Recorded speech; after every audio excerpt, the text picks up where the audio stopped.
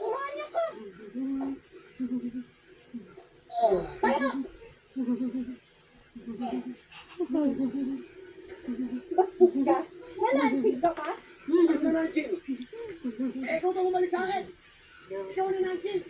Hindi mo na mukha mo. Ikaw nga yung tinutulungan ko eh. Hoy, Tis. Ikaw ang tinulungan ko. Iligtas mo yung buhay mo kanina. Baka mamaya. Ikaw pa yung demanda ko.